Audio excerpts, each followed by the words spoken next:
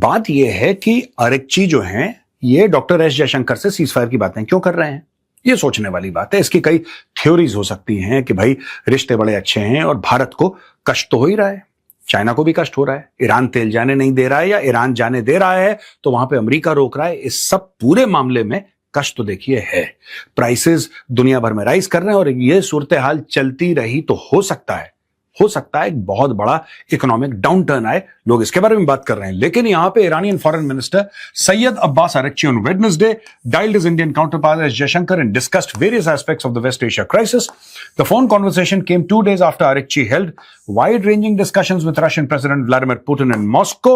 Received a phone call from Foreign Minister Seyed Abbas Araghchi of Iran this evening. अब ये जयशंकर साहब अपनी बात बता रहे हैं कि साहब ये हमने फोन कॉल रिसीव कराया और ये ईरान एंड इंडिया, जो ईरान का एम्बेसी है, during a phone conversation between Araghchi and foreign minister of Iran and Subrahmanyam Jaishankar, minister of external affairs of India, the two sides discussed exchanged views on the latest developments related to the ceasefire, bilateral relations as well as regional and international issues।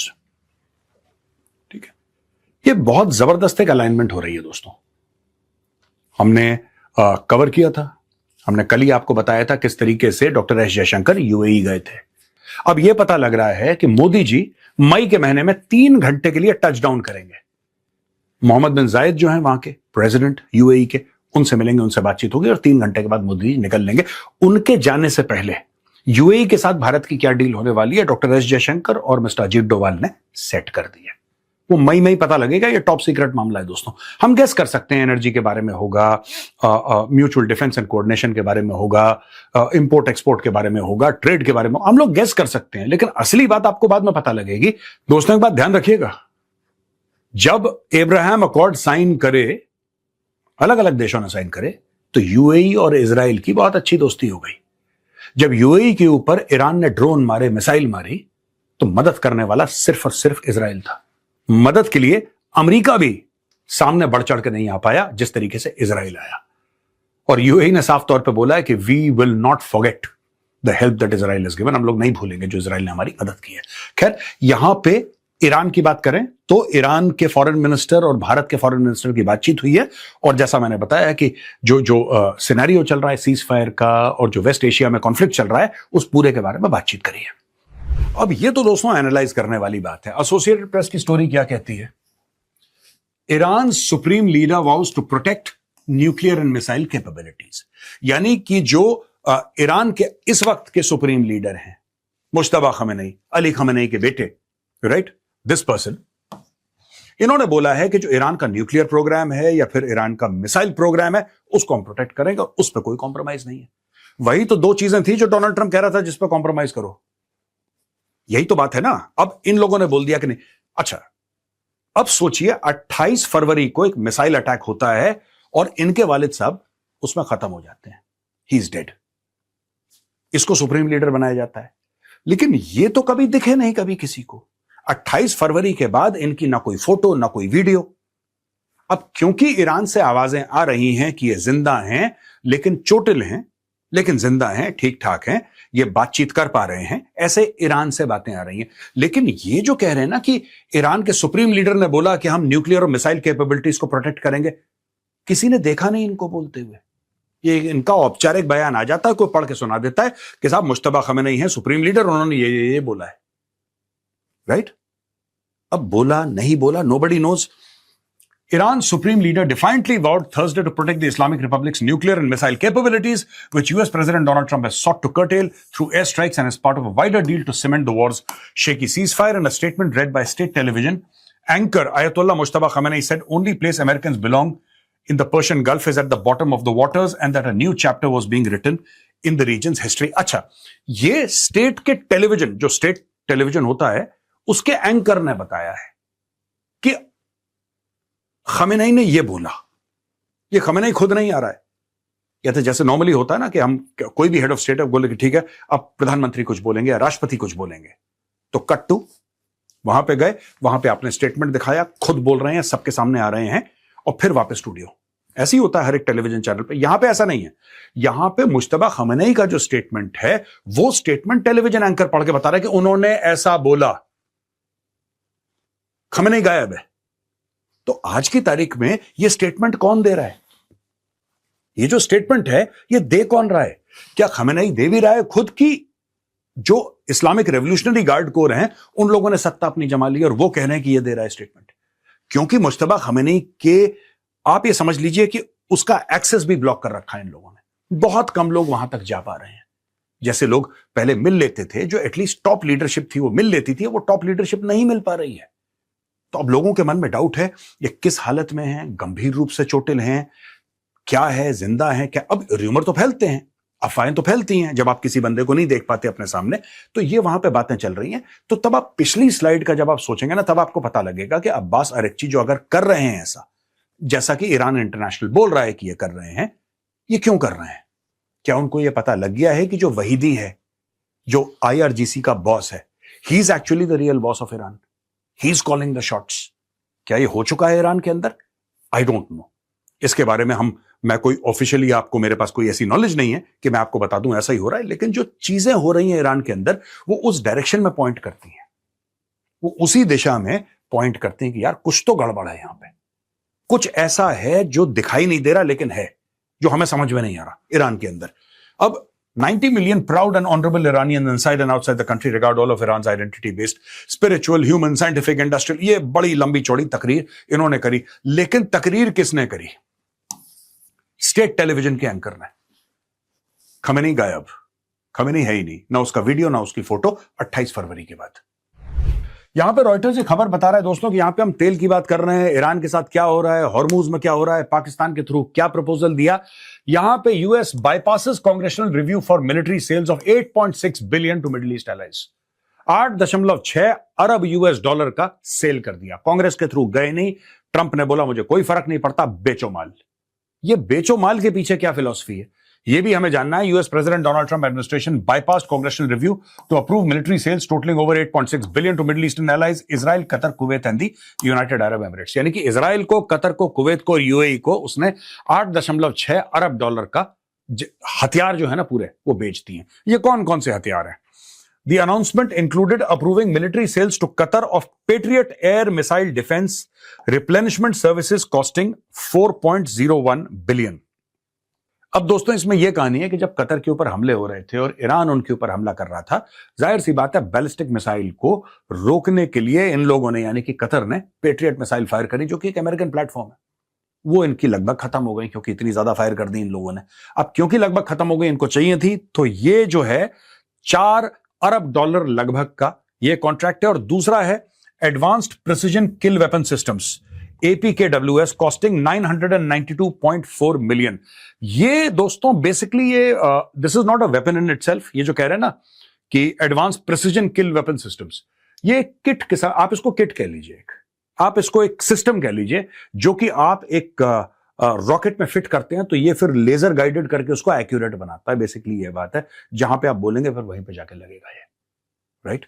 ज्यादातर इसको 70 mm के rockets पे लगाया जाता है, लेकिन इधर किस तरीके से ये लोग कर रहे हैं, that I am not aware, क्योंकि इनके पास क्या क्या पैराफर्नेलिया है, कौन कौन से प्लेटफॉर्म्स पे लगा रहे हैं, that I am not aware of. लेकिन ये जो है ना advance precision kill weapon systems, ये भी इन्होंने लगभग 1 अरब डॉलर के दिए। तो टोटल अगर आप देखेंगे, आपको दिखेगा कि 5 अरब डॉलर के हथियार तो इन्होंने कतर को बेच दिए।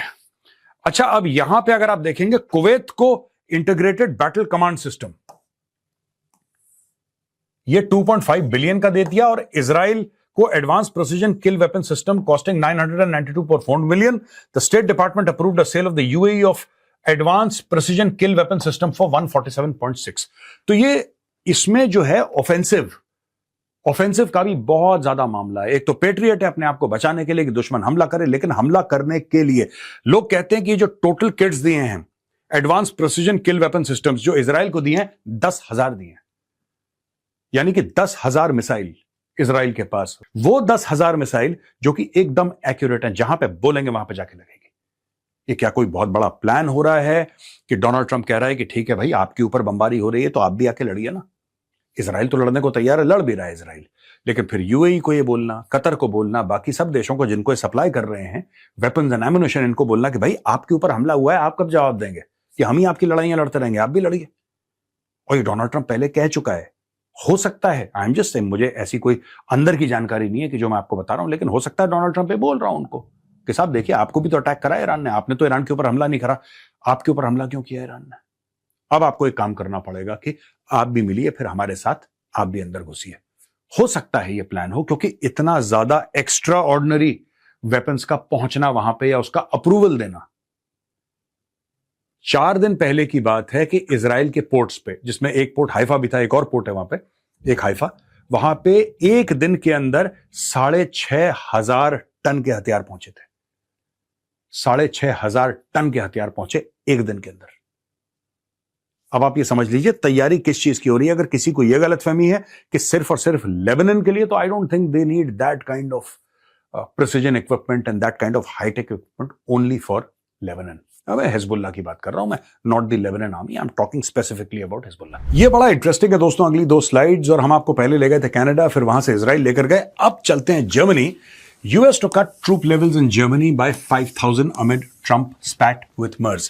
This is actually not true. पहले मैंने भी यही सोचा था, फिर जाके रिसर्च करी और फिर मैंने पढ़ा, पढ़ते डॉक्टर ब्रह्माचलनी है, ब्रह्माचलनी का एक ट्वीट है जो मैंने यहां पे कॉपी पेस्ट कर रखा है। I have taken this from his Twitter handle. Now ये जो डॉक्टर ब्रह्माचलनी हैं कौन है? आप इनको टेलीविजन पे बहुत कम देखेंगे, बहुत, मतलब ना, कभी आ गए तो आ गए, वरना he is not on television. I think he is in the past 30 years he would be amongst the top strategic minds in India. Amongst the top strategic minds in India. And, when Dr. Chalani speaks, whether it's the MOD or PMO, everybody listens. That is the credibility of this man. Extremely credible voice. इसलिए मैंने coat करा है, because extremely credible voice, like, for example, we quote top people only in our show. हमें ऐसे नहीं है उसने कुछ ऐसा बोल दिया, नहीं. We quote top people, and Dr. Chalani is an extremely credible and an extremely well-known voice. The US Defense Department plans to withdraw 5,000 troops from Germany amid a spat between Donald Trump and German Chancellor Friedrich Merz over the war with Iran. That is not true actually. According to Dr. Chalani, ये सिर्फ एक कि मर्ज ने बोल दिया Trump को कि तुम्हें तो ह्यूमिलेट कर दिया ईरान ने, और ट्रंप को गुस्सा आया, बोला 5,000 ट्रूप्स कम करो, और फलाना डिमका। यहां पे defence minister Boris Pistorius told German press agency in Berlin that the presence of American soldiers in Europe and particularly in Germany is in our interest and in the interest of the US. At the same time, he made it clear that the decision did not come as a surprise. अच्छा, ये सबको पता था होने वाला है। Trump ने क्या करा कि एक जो मर्ज था, चांसलर ऑफ जर्मनी है रादर, उसने कुछ बात बोली कि साहब आपकी तो बेइज्जती कर दी ईरानियों ने। तो ट्रंप ने बोला कि नहीं, तुमने ऐसा बोला है, मैं 5,000 ट्रूप्स अपने कम कर रहा हूं। ये प्लान बहुत पहले का था। डोनाल्ड ट्रंप ने सिर्फ एक डायलॉग यहां पे फिट कर दिया और लोगों को बोलने के लिए कि यार उसने ऐसा बोला, देखो मैंने ये कर दिया, लेकिन ये बहुत पहले फिट हो चुका था। मैं आपको इसका बैकग्राउंड बताता हूं। देखिए, जब से रशिया और यूक्रेन की लड़ाई चल रही है, चाइना की बल्ले बल्ले हो गई है, क्योंकि अमेरिका इसमें फंसा हुआ है। अमेरिका तो इस लड़ाई में फंसा हुआ है, यानी कि अमेरिका जो है वो चीन की ओर नहीं देख सकता, फंसा हुआ है ना इसमें। यूरोप नहीं देख सकता चाइना की ओर, यूरोप फंसा हुआ है, बिकॉज यूक्रेन है कहां? It's part of east Europe only है, पार्ट ऑफ यूरोप है वो, यानी कि यूरोप के बीच में एक बहुत बड़ी लड़ाई हो रही है। तो यूरोप चाइना की ओर देख ही नहीं रहा, यूरोप बिजी है। अमेरिका यूक्रेन को सपोर्ट करने के चक्कर में है, वो चाइना को इग्नोर कर रहा है। बीच में वो लड़ाई शुरू हो गई, कौन सी वाली? वो 7 अक्टूबर के बाद वाली, when they started hammering Hamas in Gaza. और तब चाइना बड़ा खुश हो गया। चाइना ने बोला यार ये तो बहुत बल्ले बल्ले हो गई यार। अमेरिका दूसरी लड़ाई में फंस गया, वो कम हुई यहां पे, ये थोड़ी सी कम हुई गजा वाली, तो वहां पे लेबनान में शुरू हो गई। हिजबुल्लाह ने रॉकेट्स मारे, इजराइल ने जवाब दिया, और यहां पे 28 फरवरी के बाद इजराइल और अमेरिका ने मिलकर ईरान के ऊपर हमला बोल दिया ना। ये एक आइडियल सिनेरियो चल रहा है चाइना के लिए कि दुनिया भर में लड़ाई है, चाइना बिल्कुल सेफ है, चाइना अपनी इकोनॉमी पे फोकस कर रहा है, मिलिट्री स्ट्रेंथ पे फोकस कर रहा है, अमेरिका दुनिया भर में फंसा पड़ा हुआ है। अब like Saudi Arabia, Qatar and the UAE, Germany allowed the US military to launch attacks on Iran from bases on its territory. Trump's decision to withdraw 5,000 of the 35,000 US troops stationed in Germany has been framed as a response to Chancellor Merz's criticism of the Iran war. In reality, the drawdown had been in the works since last year as part of a broader US strategic shift from Europe to the Indo-Pacific. The move will effectively return US troop levels in Germany to their pre-Ukraine war baseline. Basically, doctor ब्रह्मचलानी ये समझाने की कोशिश कर रहे हैं कि ये जो आपको बताया जा रहा है ना कि ट्रंप और मर्ज की लड़ाई हो गई और फिर ट्रंप ने बोला कि देख लेना मैं अपने बंदे को, नहीं। बेसिकली बात यह है कि तकरीबन 35,000 यूएस ट्रूप्स हैं जर्मनी में। 35,000, right? 35,000 US troops in Germany. ये जो 35,000 ट्रूप्स हैं, ये 35,000 पहले थे नहीं। जब रशिया ने यूक्रेन को इन्वेड किया तब अमेरिका ने एहतियातन जर्मनी में अपने ट्रूप्स भेजे। अगर आप देखेंगे, यूक्रेन है, पोलैंड है, जर्मनी है। It's like this, Ukraine, Poland, Germany. तो जर्मनी में इनका बहुत बड़ा बेस था, लिहाजा इन्होंने बोला कि ठीक है, जर्मनी में हम लोग एक काम करते हैं, ट्रूप लेवल्स अपने इंक्रीज करते हैं। तो कुछ नहीं हो रहा, ये जितने पहले ट्रूप्स थे उसी लेवल पे जा रहा है। अब सुनिए, Germany, long the hub of the American military presence in Europe, remains the second largest host of US forces worldwide after Japan. It hosts the headquarters of both the US European Command and US Africa Command in Stuttgart. Ramstein Air Base in Germany serves as the primary gateway for US personnel and supplies moving into Europe, the Middle East and Africa, while also functioning as a critical hub for drone operations and medical evacuations. तो ये इन्होंने बता दिया कि कुछ नहीं हो रहा, लेकिन इसमें सबसे जो इंपॉर्टेंट बात है दोस्तों, बात ये नहीं है कि ट्रंप और मर्ज के बीच में लड़ाई हो गई और एक्चुअली ट्रूप्स नहीं हट रहे पहले, नहीं ना, that is not the main thing. Main thing, strategic shift from Europe to the Indo Pacific. जो मैं आपको पहले बता रहा था कि चाइना बच रहा है, चाइना कह रहा है वो अपनी बल्ले हो गई, कोई दिक्कत नहीं है। वहां पे रशिया यूक्रेन लड़ रहा है, वेरी गुड। वहां पे इजराइल गाजा लड़ रहा है हमास के साथ, वेरी गुड। इजराइल हिजबुल्ला की लड़ाई हो रही है, एक्सेलेंट। अमेरिका इजराइल की मिलकर ईरान से हो रही है, वेरी गुड। हां, तेल का थोड़ा सा फर्क है because of Strait of Hormuz, वरना everything else is just fine. फंसने दो। यहां पे ट्रंप ने क्या करा है कि यहां से ट्रूप्स कम किए, बहाना लगाया कि मर्ज ने मुझसे गलत बात करी है, मर्ज ने बोला है कि ह्यूमिलिएट कर रहे हैं ईरानी तुम्हें, हमारी बेइज्जती करने की कोशिश करी, लिहाजा मैं अपने 5,000 ट्रूप्स कम कर रहा हूं। ये तो पहले से प्लान था, ये तो पहले से था, इसका मर्ज से कोई लेना देना नहीं, उसको बेचा गया इस तरीके से। और यहां पर यह बता दिया कि अब असली में बात यह है कि ये जो ट्रूप्स कम करेंगे और फिर और कम करेंगे इन 30,000 में, 35 में से 5 गए 30 में और कम करेंगे ट्रूप्स। ये धीरे धीरे धीरे जो ट्रूप्स हैं दोस्तों, ये जाएंगे इंडो पैसिफिक। क्योंकि हर एक नेशनल सिक्योरिटी रिपोर्ट अमेरिका की, यूरोपियन यूनियन की, यूके की, सबकी जो नेशनल सिक्योरिटी रिपोर्ट है एनुअल, वो सिर्फ एक दुश्मन बताती है। वो दुश्मन ईरान नहीं है, वो दुश्मन रशिया नहीं है, वो दुश्मन चाइना है। आप उठा के देख लीजिए, पब्लिक में अवेलेबल है। Everybody is saying China is the real enemy. Not Iran, not Russia, China. और जब भी बात होती है इंडो पैसिफिक की, जब भी कोई अमेरिकन बात करता है इंडो पैसिफिक की या नेटो वाला बात करता है इंडो पैसिफिक की, let me tell you, he is indirectly referring to China. Indo Pacific एक पूरा इलाका है, it's not one country, it's a whole geography, it's a whole geography, but उसका जो एंड रिजल्ट है वो चाइना है। That is in the context of using Indo-Pacific. ये अल जजीरा का है दोस्तों। यहां पे Hormuz tensions push ceasefire to the brink as Trump threatens Iran. US President Donald Trump has warned that Iran would be blown off the face of the earth if it attacks United States ships as tensions around the Strait of Hormuz push the truce between the two countries to the brink. मुझे लगता नहीं, अब ये कह रहे हैं कि Iran को हम धरती से गायब कर देंगे। अब ये बड़ी बड़ी बातें करना, ईरान को धरती से गायब कर देंगे, blown off the face of this earth। अगर लड़ाई सोशल मीडिया पे होती तो डोनाल्ड ट्रंप कब की लड़ाई जीत चुके होते हैं। अब प्रॉब्लम यह है कि जमीन पे हो रही है, ठीक है।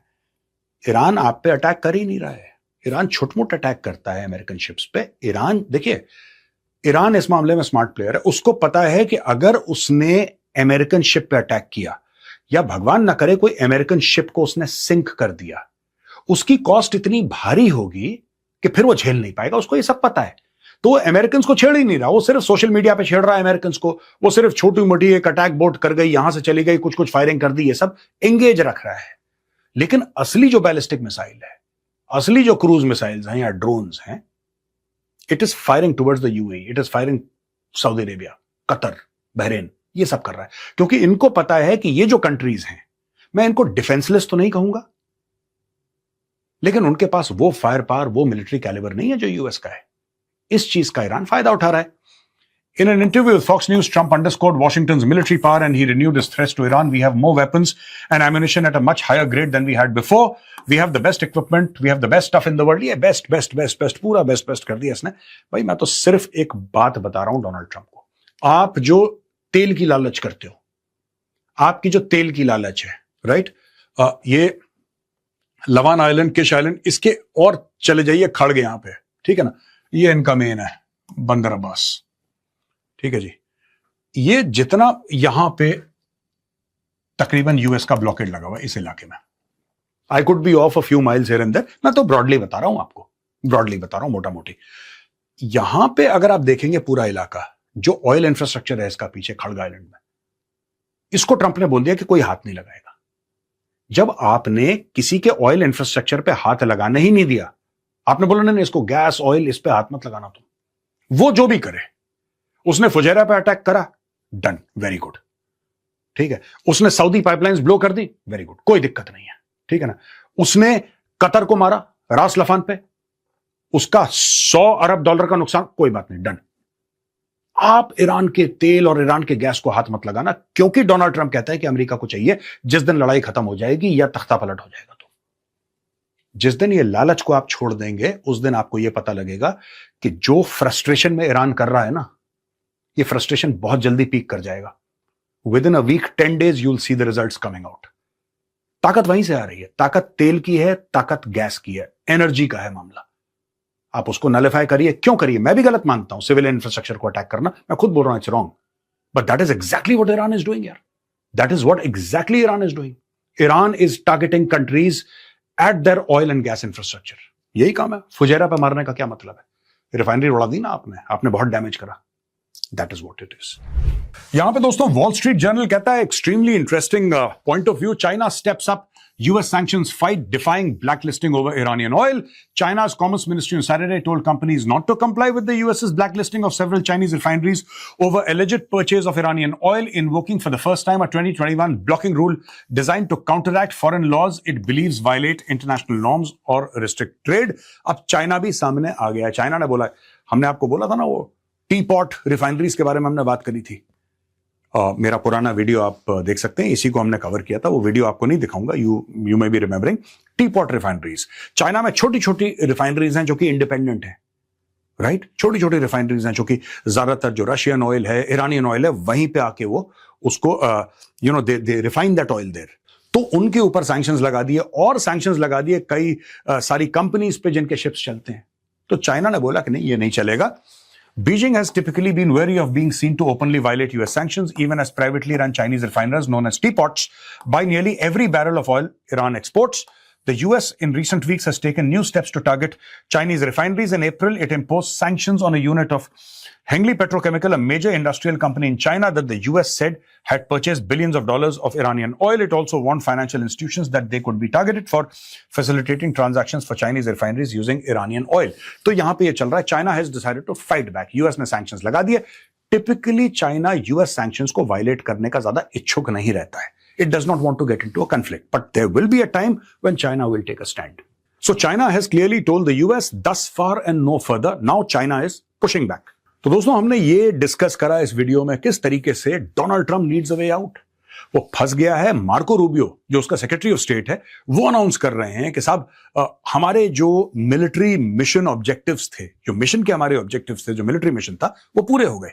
तो सवाल ये है कि कौन से मिशन के ऑब्जेक्टिव्स थे आपके? Which are those objectives of the mission that you have share it with us. We'd like to understand कि आपने कौन सा तीर मारा ईरान में और आपने ईरान को कितना झुका दिया. आपने अगर ये कह रहे हैं कि मिलिट्री ऑब्जेक्टिव्स आपने मीट कर लिए, यानी कि ईरान के पास पहले कुछ था या कुछ कैपेबिलिटी थी या कोई एक पोजीशनिंग थी जिसको आपने डिग्रेड कर दिया.